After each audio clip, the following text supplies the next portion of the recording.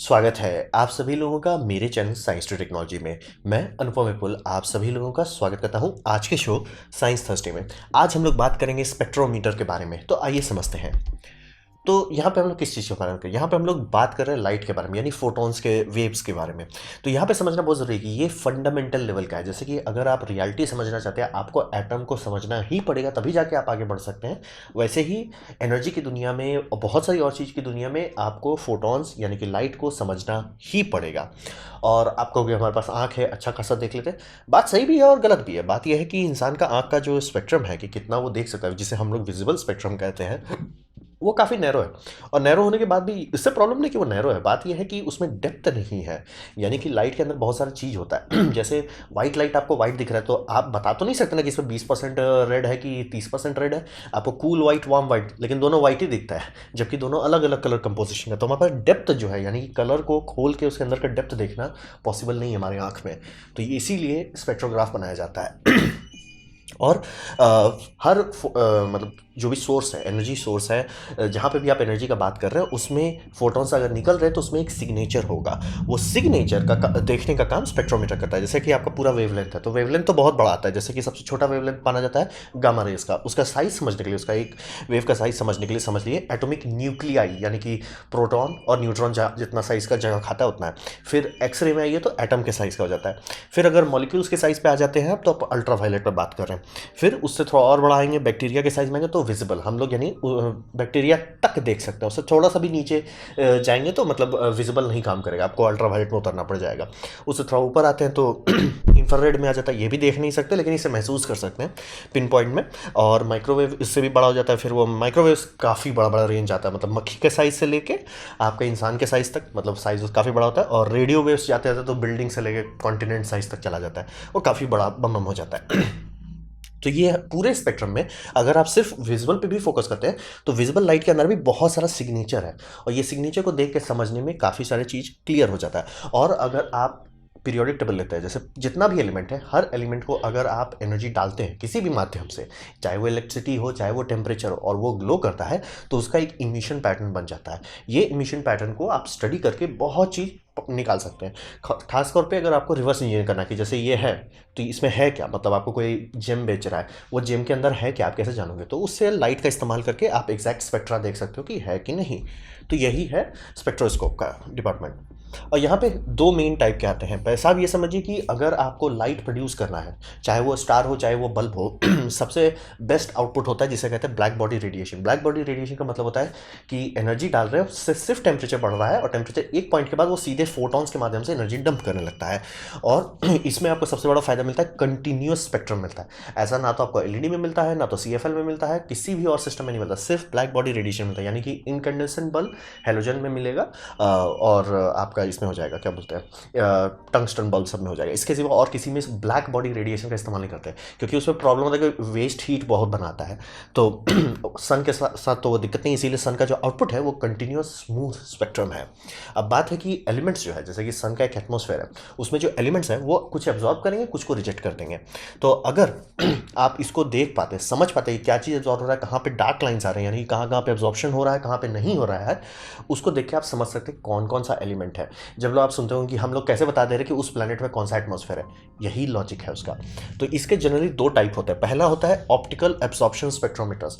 यहाँ पे मतलब ये टाइप में कुछ खास नहीं है, बस आप यह ऑब्जर्व क्या कर रहे हो, आप ऑब्जर्व कर रहे हो कि खाया क्या गया है। मतलब स्मूथ आउटपुट है, जैसे स्टार्स हो जाए उसका सारा आउटपुट स्मूथ होता है, उसमें से क्या घट गया है, मतलब क्या क्या चीज़ उससे मतलब मिसिंग है, उसको अगर आप पढ़ने की कोशिश करते हो तो उसे हम लोग कहेंगे एब्जॉर्प्शन स्पेक्ट्रोमीटर। जनरली कोई भी स्टार को स्टडी किया जाता है तो स्टार तो एक ब्लैक बॉडी रेडिएटर है, वो पूरा बम फोटॉन्स दे रहा है, कंटिन्यूस दे रहा है, लेकिन उसका आउटपुट कभी वैसा नहीं आएगा। मतलब वो इमिट कर रहा है फोटॉन्स सारे स्पेक्ट्रम का, सब एकदम बढ़िया से है, लेकिन उसका जो एटमॉस्फेयर उसमें एलिमेंट्स हैं, वो सब एलिमेंट्स खा जाएगा बहुत सारा लाइट को।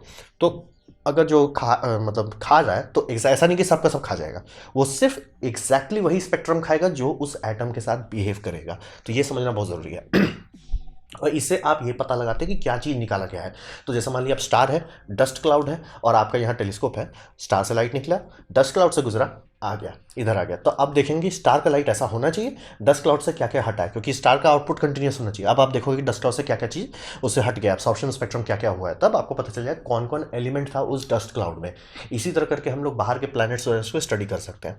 फिर एक होता है ऑप्टिकल इमिशन स्पेक्ट्रोमीटर, यहाँ पे इसका उल्टा हो जाता है। एब्सॉर्प्शन समझिए एटम्स के साथ एक तिगड़म वाला बात है कि जो वेवलेंथ पे वो एनर्जी एब्सॉर्ब करता है उसी वेवलेंथ पे वो एनर्जी डंप भी करता है। यानी कि अगर आप हाइड्रोजन के एब्सॉर्प्शन लाइन देखते हैं कि वो हाइड्रोजन ऐसे एनर्जी हटा देता है, बम बम, लेकिन अगर क्या होगा, अगर हाइड्रोजन में आप एनर्जी डाल देते हैं तो भी एग्जैक्टली वही फ्रीक्वेंसी पे वो एनर्जी बाहर निकालता है। ऐसा क्यों है? ऐसा ये समझिए कि जनरली हम लोग को ये बहुत डीप लेवल का क्वांटम फिजिक्स चल जाता है कि एटम में जब एनर्जी आ जाती है, चाहे किसी माध्यम इलेक्ट्रिकल हो चाहे वो थर्मल हो, तो वो हायर एनर्जी स्टेट में चला जाता है। कोई भी चीज़ हायर एनर्जी स्टेट पे रहना नहीं चाहता, वो हमेशा लोअर एनर्जी स्टेट की तरफ पे आता है। जैसे कोई चीज़ गर्म करके रख देते हैं, वो इक्विलिब्रियम खोजता है कि वापस हम चिल हो जाए। पूरा यूनिवर्स देखिए वो पूरा चिल होने पे पड़ा हुआ है, जिसे heat death of the universe कहते हैं। तो हर चीज़ अपना एनर्जी डंप करके चिल होना चाहता है। तो चिल होने के लिए वो एनर्जी डंप ऐसे कहीं भी नहीं कर सकता कि आपने एनर्जी डाल दिया, आप कुछ भी डाल दीजिए, लेकिन वो एब्जॉर्ब नहीं करेगा। और एब्जॉर्ब करने के लिए एग्जैक्टली वही स्पेक्ट्रम पे एब्जॉर्ब करेगा जिस हालात में इसके मतलब जो इलेक्ट्रॉन का शेल है वो किस हिसाब से रिस्पॉन्ड कर रहा है। एक तो समझिए एक वाइब्रेशनल फ्रीक्वेंसी है, मैच कर रहा है तो रिजेक्ट कर रहा है, नहीं मैच कर रहा है तो एक्सेप्ट कर ले रहा है। तो हिसाब वही रहता है कि ऑप्टिकल इमिशन पैटर्न जो होता है एग्जैक्टली होता है। जैसे कि आप लोग लेजर सुनते हैं तो लेजर में आप इमिट करा रहे हैं तो एग्जैक्टली एक ही लाइट क्यों निकल रहा है? कारण वही है कि हर एटम का, चाहे हाइड्रोजन लें चाहे हीलियम लें या पूरा पीरियोडिक टेबल में कुछ भी को भी उठा लें, हर का एग्जैक्ट एक स्पेक्ट्रम होता है कि वो इसी पे एनर्जी को डंप कर सकता है। और एक लाइन क्यों नहीं होता, मतलब मैं बोल रहा हूँ कि एग्जैक्ट एक होता है तो एक लाइन क्यों नहीं है, वहाँ सिग्नेचर क्यों? सिग्नेचर इसलिए कि हर के एटॉमिक में जो इलेक्ट्रॉन शेल्स कहते हैं वो अलग अलग शेल अलग अलग लेवल पे एनर्जी डंप करे। जैसे N6 लेवल पे डंप कर सकता है, N5, N4, N3, N2, तो ये सब पे अलग अलग जगह पे है। ये डिपेंड करता है कि आपका इलेक्ट्रॉन शेल कैसे बिहेव कर रहा है, इसके बेसिस पे आप पता लगा सकते हैं। और इसी सब के कारण दोनों चीज़ सेम होता है, इमिशन और एब्सॉर्प्शन दोनों एग्जैक्टली सेम होता है। यानी कि जो गैस एब्जॉर्ब कर रहा है वही स्पेक्ट्रम वो रिजेक्ट भी करेगा। मतलब रिजेक्ट कहना गलत होगा, मतलब इमिट करेगा अगर आप उसमें एनर्जी डाल देते हैं तो ये दोनों का स्टडी करके ऑलमोस्ट सारा चीज़ आप पढ़ सकते हैं इसीलिए। और हर गैस का मतलब एक ही चीज़ आपको जानना होता है कि मतलब जैसे सोडियम है तो सोडियम कैसे कैसे एब्जॉर्ब हो रहा है, क्योंकि सोडियम बहुत पाया जाता है यूनिवर्स में। मतलब हमारे स्टार में भी सोडियम बहुत है, हमारे एटमॉस्फेयर के अपर लेयर में सोडियम है। इसका जो लोग बहुत बड़े बड़े टेलीस्कोप बनाते हैं वो एक लेज़र मारते हैं जो सोडियम को ग्लो कराता है, और उसका इस्तेमाल करके कैमरा एडेप्टिव ऑप्टिक्स का इस्तेमाल करके ठीक करता रहता है कि एटमॉस्फेयर का करेक्शन क्या है। मुझे पता ही नहीं था अपर एटमॉस्फेयर में सोडियम पड़ा हुआ है बहुत सारा, सन में भी बहुत सारा सोडियम है, कैल्शियम है। तो ऐसे ऐसे करके हर एलिमेंट का तिगड़म होता है। ये तिगड़म को स्टडी करके आप पता कर सकते हैं कोई भी गैस क्लाउड हो या कोई भी ऐसा चीज़ हो जिसे आप छू नहीं सकते, देख दूर से ही देख के हिसाब लगाना, ये सब करके आप हिसाब लगा सकते हैं। और ये बहुत चीज़ में काम आता है। जैसे आपका कोई लैंप है, लैंप में कौन सा गैस का मिक्सचर इस्तेमाल किया जा रहा है आप चेक कर सकते हैं कि स्पेक्ट्रम ग्राफ से डालिए, वो तुरंत पता चल जाएगा भाई ये उसका इमिशन स्पेक्ट्रम है, आपको पता चलेगा। फिर आप मान लिया आपके पास कंटिन्यूस स्पेक्ट्रम जैसे इनकैंडेसेंट बल्ब हो गया, उसे आप किसी चीज़ के द्वारा गुजारिए कि ठीक है भैया तुम इस मटेरियल के थ्रू जाओ और उससे बहुत सारी चीज़ हट जाए, तो उससे आप बस आप लगा लो कौन कौन मटेरियल है क्योंकि रेजोनेट कर रहा है जो फ्रीक्वेंसी एनर्जी हटा दे रहा है। तो एनर्जी हट गई, आपको पता चल गया क्या चीज़ हटा है। तो ये दो टाइप होता है कि पहला एब्सॉर्प्शन, दूसरा इमिशन। इमिशन मतलब समझिए लाइट सोर्स को देखा जाएगा, एब्सॉर्प्शन मटेरियल को देखा जाएगा। और इसीलिए समझ लीजिए दोनों हर एटम का अलग सिग्नेचर होता है, यूनिक सिग्नेचर होता है, क्योंकि हर एटम का इलेक्ट्रॉन शेल अलग है, अलग तरीके से बिहेव करता है, अलग लेवल पे फोटॉन्स को वो एब्जॉर्ब करता है, अलग लेवल पे फोटॉन्स को डंप करता है। अब बात करते हैं इसे बनाया कैसे जाता है। ये काफ़ी आसान चीज़ है, मतलब चाहे तो आप खुद भी बना सकते हैं। मैंने नीचे 2 ट्यूटोरियल्स दे दिए हैं और मैं भी कोशिश करूंगा इस साल के अंत तक ये बना लेने का। हिसाब ये रहता है कि आपके पास एक लाइट इनपुट सोर्स होना चाहिए जिसको भी आप स्टडी करना चाहे, वो इनकंडेंसन हो CFL हो, ये दोनों को अगर आप कंपेयर करके देखते हो दोनों में अलग अलग आउटपुट आता है तो यानी आपका काम कर रहा है। और जनरली बहुत नैरो स्लिट से दिया जाता है, कारण ये समझिए कि अगर लाइट को आप पूरा देते हो वो ओवरवेलम कर देगा। मतलब कोई भी आपका सेंसर का लिमिट होता है कि हर चीज़ वो नहीं दिखा सकता, क्योंकि आप इमेज नहीं रेंडर करना चाहिए, बात समझना जरूरी है। आपको इमेज नहीं चाहिए, आपको चाहिए उसका स्पेक्ट्रा एक फोटोन के पाइप से निकालना पड़ रहा है आपको। तो आपको ये समझिए कि वो पाइप पकड़िए और एकदम पतला करिए, एकदम पतला, जितना नैरो स्लिट आप बनाएंगे उतना बढ़िया वो काम करेगा। और उसके बाद लाइट को स्प्लिटर से करेंगे, यानी कि एक तौर का प्रिज्म मैकेनिज्म पे करेंगे। आजकल प्रिज्म इस्तेमाल नहीं करते, कारण ये है कि मतलब करने का आप इस्तेमाल कर सकते हैं। और जो पहली बार प्रिडिक्ट किया गया था, ये न्यूटन के टाइम के बारे में बात हो रहा है, उस टाइम में प्रिज्म ही लोग इस्तेमाल करते थे। लेकिन आज के टाइम में आपको डिफ्रैक्शन ग्रेटिंग इस्तेमाल किया जाता है। अमेजोन पर करीब 600 से 700 रुपये में मिलता है छोटा छोटा सैंपल, तो मैंने भी खरीद लिया और जब आ जाएगा तो आप लोगों के साथ और डिटेल एक्सपेरिमेंट्स करके दिखा दूंगा। तो वही समझिए कि लाइट को स्प्लिट कर देता है। अब ये लाइट स्प्लिट को आप कोई भी कैमरा से रीड कर सकते हैं। लोग जनरली सस्ता वेबकैम से रीड करते हैं और उसका वेबकैम को खोल के उसका ये क्या बोलते हैं इंफ्रारेड फिल्टर हटा देता है ताकि कवरेज बढ़ जाए। और मतलब आपका वेबकैम का सेंसर जनरली काफ़ी अच्छा कवरेज देता है। क्वालिटी उतनी अच्छी नहीं है लेकिन कवरेज बहुत अच्छा होता है। जनरली थोड़ा इंफ्रारेड थोड़ा अल्ट्रावायलेट एक्चुअली सब देख लेता है। तो उससे ये फायदा होता है कि अगर आप CFL इस्तेमाल करते हो तो दिख जाएगा CFL में क्या कितना अल्ट्रावायलेट लीक होता है। थोड़ा सा ही होता है, बहुत कम लीक होता है लेकिन थोड़ा सा होता है, आप डिटेक्ट कर सकते हो। और बहुत सारे लेज़र पॉइंटर होते हैं जो कि बहुत डेंजरस होता है। कहने को रेड लेज़र है, पता चला कि उसमें इंफ्रारेड निकल रहा है। वो देखने के लिए ये सब का इस्तेमाल किया जाता है। तो साहब वही समझिए, आपके पास लाइट का एक इनपुट होना चाहिए और वो जनरली आजकल फाइबर ऑप्टिक इस्तेमाल किया जाता है ताकि आप अलग अलग सोर्स पे लगा सकें। और फिर उसके बाद उसे विंडो से डाला जाता है। विंडो का काम होता है एकदम उसको नैरो कर दो, एकदम जितना पतला होगा नैरो आप कर पाएंगे उतना अच्छा रहेगा। जैसे प्रोफेशनल इक्विपमेंट में 2 मेटल डोर रहते हैं, एकदम रिफाइनली बैलेंस किया रहता है कि एकदम एकदम जितना पतला आप उसको बना सकें उतना बढ़िया है। और फिर डिफ्रैक्शन ग्रेटिंग के थ्रू जाता है तो वो रेनबो स्पेक्ट्रम में बदल जाता है। आप चाहें तो प्रिज्म से भी कर सकते हैं। और अगर आपके पास कुछ नहीं है डिफ्रैक्शन ग्रेटिंग का एक्सपेरिमेंट करना है, CD DVD लेके ऐसे ऐसे करके देखिए, आपको दिख जाएगा। और उसके बाद इसको आप सेंसर में डालते हो और सेंसर इंटेंसिटी बता देता है। सेंसर का ये फायदा है, वो ऐसा नहीं बताएगा कि रेड ब्लू ग्रीन है, वो तो सब लाइट में आता है। वो ये बता सकता है कि हर में कितनी इंटेंसिटी है। इसीलिए आपको कैमरा सेंसर चाहिए इसको डिटेक्ट करने के लिए। तो थोड़ा सा महंगा इक्विपमेंट है, अगर आप खरीदना चाहते हो तो पहली बात ये इतना कॉमन है नहीं जो हर जगह मिले, इसको बनाना ही सस्ता पड़ता है। अब बात करते हैं इसका इस्तेमाल क्या है। इस्तेमाल के तौर पे समझिए, लाइट से जितना भी चीज़ रिलेटेड है घूम फिर के सब इसी में आता है। अभी मेरा अगर पिछला कैमरा ट्यूसडे का वीडियो देखा जिसमें वीडियो लाइट्स के बारे में था, उसमें भी यही टेक्नोलॉजी की हम बात करें। घूम फिर के लोगों को स्पेक्ट्रम पे ही आना पड़ रहा है कि स्पेक्ट्रम स्टडी कर लो, आपको पता चल जाएगा लाइट अच्छा है या नहीं है। तो यहाँ पे भी वही होता है कि लाइट से जितना भी रिलेटेड हो, चाहे CFL हो, इनकंडेंसेंट हो, गाड़ी का लाइट हो, हर चीज़ के लिए खूब स्टडी किया जाता है कि वो लाइट ठीक से काम कर रहा है कि नहीं। प्लस जितने आपका ये हो जाए वेपर हो जाए वो सबको भी स्टडी करना पड़ता है। और उसका क्वालिटी कंट्रोल कि क्या आप एक्चुअली आउटपुट सही दे रहे हो कि नहीं। क्योंकि जब ये सब नहीं करते थे तो सोडियम लैंप लोग एक्सेप्ट कर लेते क्योंकि दिखता था कि उसमें कम एनर्जी में काफ़ी लाइट दे रहा है। लेकिन बात था कि सोडियम बहुत ख़राब है आँख के लिए, क्योंकि उस बहुत मतलब उसका इमिशन पैटर्न एक एलिमेंट से दे रहा हो, तभी तो उसे सोडियम लैंप कहते हैं। अब बात है कि वो स्पेक्ट्रम तो दे रहा है लेकिन बात है कि उसमें इन्फॉर्मेशन मिसिंग है, क्योंकि स्पेक्ट्रम है ही नहीं उसमें। लाइट का RGB कंपोनेंट है ही नहीं उसमें, है सिर्फ येलो का थोड़ा सा स्पेक्ट्रम है। तो वो बहुत गंदा रहता है। मतलब कहने को आपको लगेगा सीन ब्राइटली लिट है लेकिन आपके आँख को दिखेगा नहीं, बहुत सारा डिटेल दिखेगा नहीं। इसीलिए उसको हटा के हेलोजन में शिफ्ट किया जा रहा था, लेकिन ऑब्वियसली लोग बिजली नहीं अफोर्ड कर पाए, प्लस उसका दाम अफोर्ड नहीं कर पा रहे थे। लेकिन अब LED से रिप्लेस किया जा रहा है। फिर लेज़र की दुनिया में तो ये कंपलसरी, बिना इसके तो लेज़र बनेगा ही नहीं। क्योंकि आप लेज़र जानो कैसे कि आप लोग हमेशा सुन रहे लेज़र एक मोनोक्रोमैटिक लाइट सोर्स है, यानी कि उसमें सिर्फ और सिर्फ स्पेक्ट्रम आउटपुट होता है। ये आप कैसे जानोगे? आपके पास ये होना चाहिए जो बता सके कि ये स्पेक्ट्रम पे हो रहा है। और प्लस जितनी बार भी लेज़र में डोपिंग की जाती है, यानी कि लेज़र एक जगह से निकल रहा है, उसे कई बार पंप अप किया जा सकता है, पंप डाउन किया जा सकता है।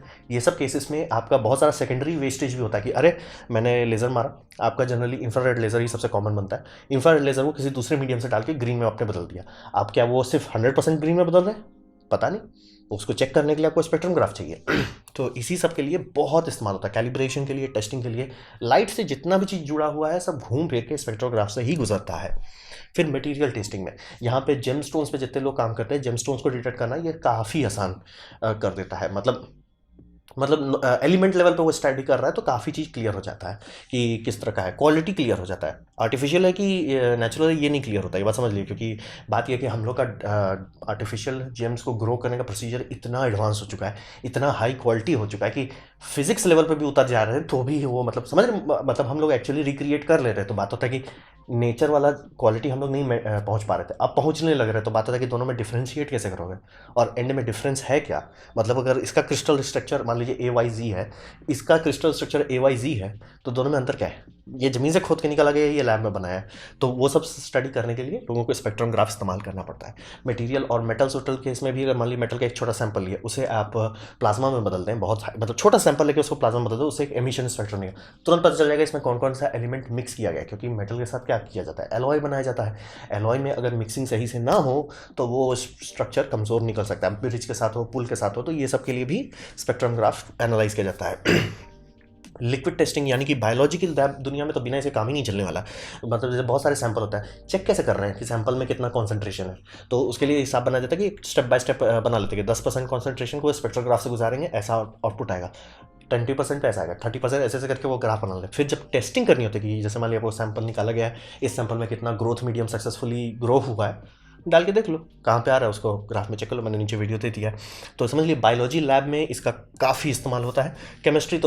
केमिस्ट्री इसी पे है, मतलब केमिस्ट्री में तो आप लोग देखते होंगे पीरियोडिक टेबल को दिखाने के लिए सबसे आसान तरीका क्या होता है कि गैस को एक ट्यूब में रखो, उसमें इलेक्ट्रोलाइज करके, इलेक्ट्रोलाइज करना गलत होगा, मतलब इलेक्ट्रिसिटी के माध्यम से ग्लो करो, ग्लो करने के बाद तुरंत पता चल जाता है, और उसके बाद स्पेक्ट्रम आप लाइट देख लो, सब समझ में आ जाएगा कि एग्जैक्ट कौन एलिमेंट है, गैस का मिक्सचर कैसा है, प्योर है कि नहीं है, कितना सेकंड ऑर्डर इमिशंस हो रहा है कि नहीं, और एटॉमिक शेल जो है जिसे हम लोग पढ़ते हैं कि उसका बेसिस पे आपको पता चलेगा कि एटम किस लेवल पे एनर्जी डंप कर रहा है, किस लेवल पे एनर्जी अब्सॉर्ब कर रहा है। ये बहुत सारा चीज़ क्लियर हो जाता है, मतलब इस्तेमाल के मामले में ये ऐसा टूल है जिसका आप लोगों की ज़िंदगी का हर एक चीज़ इसके माध्यम से गुजरा है। ये उस तरह का इंपॉर्टेंट टूल है। अब बात करते हैं इसका एस्ट्रोनॉमी में। जैसे जेम्स वेब टेलीस्कोप का स्पेक्ट्रोग्राफ ये बहुत ज़्यादा भयानक है। कारण ये है कि जनरली पुराने टाइम के स्पेक्ट्रोग्राफ होते थे कि एक चीज़ को लिए उसे स्लिट से, मतलब कि उसका सब लाइट ब्लॉक करके एक छेद से डाले और वो आपको नेगेटिव कहना है, फोटो प्लेट पे आपको रेंडर करके दे दिया, उसको आप बाद में स्टडी कर लो। चलो बढ़िया बल्ले बल्ले काम करता है। बात है कि बहुत स्लो है। अगर आप जेम्स वेब टेलीस्कोप जैसा बना रहे हैं, आप काफ़ी सारी चीज़ को स्टडी करना चाहते हैं, तो इस तरह का कुछ इक्विपमेंट चाहिए जहाँ पे आपको ये, अब ये लाइट को आप सीधा प्रिज्म से डालेंगे तो ये सब ओवरलैप कर जाएगा, डेटा क्लियर रीड नहीं होगा। तो इसी को स्टडी करने के लिए जेम्स वेब टेलीस्कोप में ये माइक्रो शटर अरे जो आप लोग बार बार सुनते हैं वो ये बनाया गया था, ताकि लाइट जो है वो ब्लॉक करते कि ये सब जगह ब्लॉक कर दो, ये हमको नहीं पढ़ना है ब्लॉक कर दो, ये नहीं पढ़ना है ब्लॉक कर दो, ये पढ़ना है इसको खोल दो।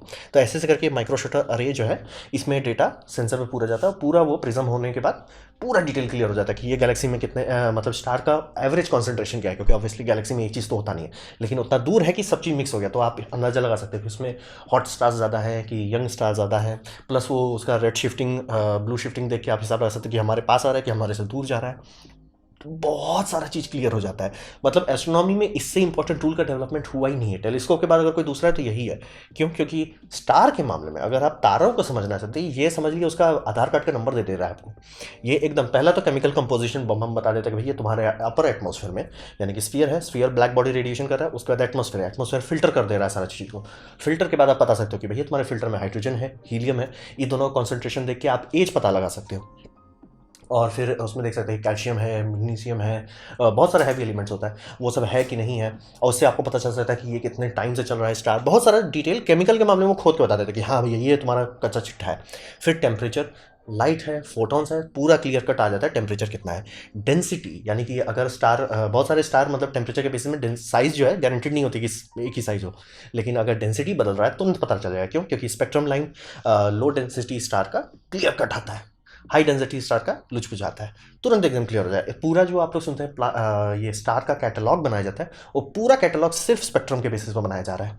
फिर उसका ट्रांसलेशन हमारे से नज़दीक आ रहा है कि दूर जा रहा है, रेड शिफ्ट है कि ब्लू शिफ्ट है।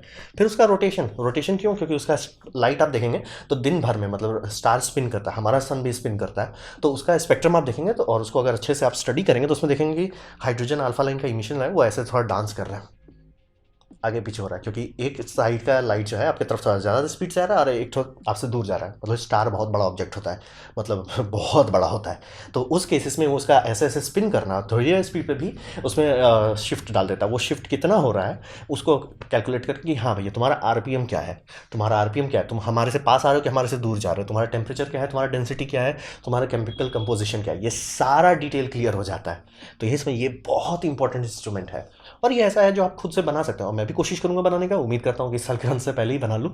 तो चलिए देखते हैं। तो ये एस्ट्रोनॉमी में समझिए ये बहुत इंपॉर्टेंट टूल है। एस्ट्रोनॉमी में आप घुसना चाहते हैं, एक्चुअली स्टडी करना चाहते हैं, लोग आपको बोले भैया स्पेक्ट्रोग्राफ की स्टडी आपके पास अच्छी से होनी चाहिए, तभी तो समझ लीजिए जेम्स वेब टेलीस्कोप में ईसा के साथ मेहनत करके बनाया गया है इसको, बहुत एडवांस है, पूरा खेला इसी का हुआ माइक्रो शटर अरे का, ताकि कई सारी चीज़ का एक साथ, मतलब कि इसके फील्ड ऑफ व्यू में जितना चीज़ है ऑलमोस्ट सबको एक साथ स्टडी कर सके। तो ये था मेरा प्रेजेंटेशन स्पेक्ट्रोग्राफ के बारे में।